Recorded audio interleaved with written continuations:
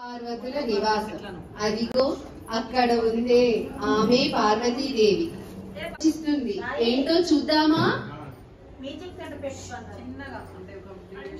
అభ్యంగన స్నానం చేస్తున్నాను కదా, ద్వారం దగ్గర ఎవరు కాపరిగా ఉంటారు? ప్రమద గణాలందరూ మహాశివునితో పాటు ముఖ్యమైన పని మీద వెళ్ళారు. ఇప్పుడెలా? పసుపుతో వినాయకుడిని తయారు చేస్తే సరిపోతుందేమో.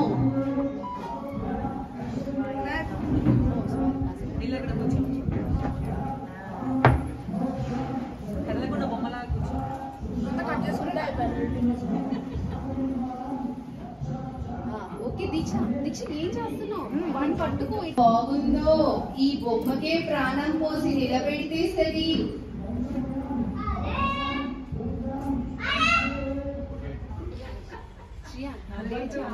ఉన్నావు నా బంగారు తండ్రి. నమస్తే మాత. శ్రియ నమస్తే. నమస్తే మాత. నెక్స్ట్ నాయన, నేను అభ్యంగన స్నానం చెయ్యాలి. ఎవరు రాకుండా ఆ గుమ్మం దగ్గరే కాపుగా ఉంటావా? శ్రియ సరే అమ్మా. నా చెప్పు దీక్ష. నా అనుమతి లేనిదే ఎవరిని లోపలికి రానియవద్దు, సరేనా? సరే అమ్మా, ఎవరు రారు, నేను చూసుకుంటా కదా. మీరు వెళ్ళి స్నానం ఆచరించి రండి. Very good.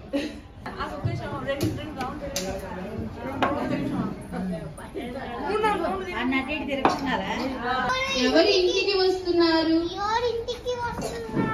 అమ్మ ఎవరిని లోపలికి రానియవద్దు అని చెప్పింది కదా. ఆగండి ఆగండి ఆగండి ఆగండి, అలా వెళ్ళిపోతున్నారు. అమ్మ ఎవరిని లోపలికి అనుమతించవద్దు అనింది. అనుమతించవద్దు అనింది. నేను పార్వతీపతిని, శివుడును. ఓహో ఓహో అలాగా. నేను పార్వతీ తనయుడిని.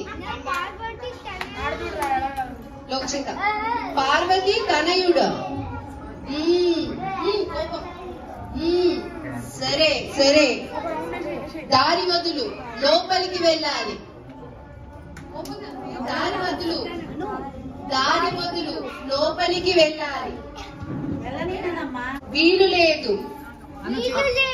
అమ్మ అనుమతి లేనిదే ఎవరిని లోపలికి వెళ్ళకూడదు. ఎవరు లోపలికి వెళ్ళకూడదు. లోక్షిత.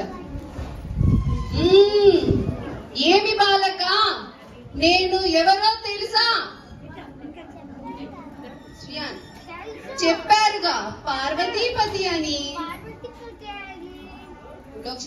బాలక దారి వదులు, నాకు కోపం తెప్పించవద్దు. నాది అదే మాట, నాది అదే మాట. దారి వదులుతావా లేదా?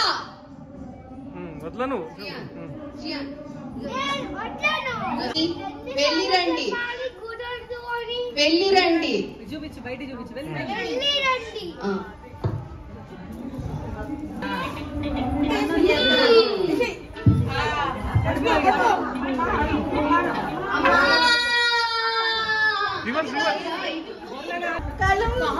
అమ్మాను బాలుడు అడ్డగించలేదా? అడ్డగించాడు, అందుకే ఆ బాలుడి శిరస్సు సంహరించి వచ్చాను. ఎవరా బాలుడు? నా ప్రాణం, నేను ప్రాణం పోసిన మన బిడ్డ మీరు సంహరించారా? కుమారా కుమారా కుమారా కుమారా కుమారా కుమారా. శాంతించు మాత, శాంతించు. శాంతించు మాత, శాంతించు. కుమారా, నేను బిడ్డ నాకు కావాలి. సోదరి పార్వతీదేవి, నీ పుత్రుడిని నీ పతి ప్రాణాలతో తిరిగి ఇస్తాడు. శాంతించు దేవి శాంతించు. అది ఎలా సాధ్యం?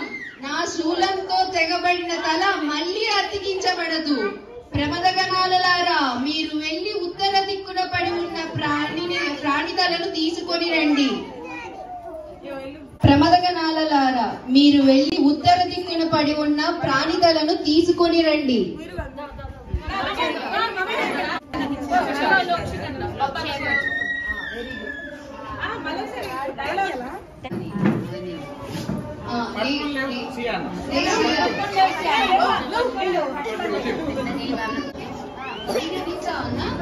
ఇప్పుడు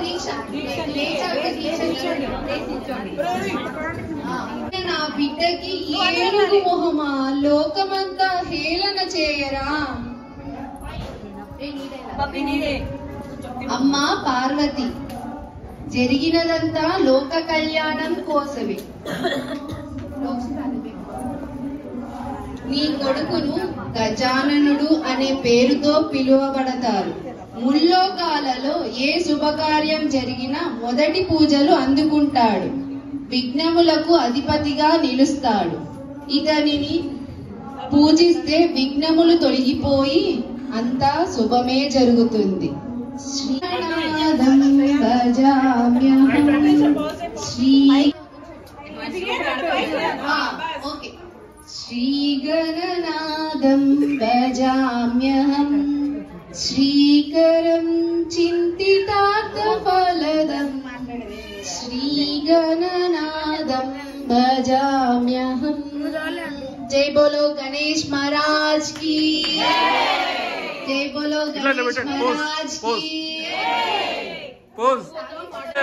जय बोलो गणेश महाराज की.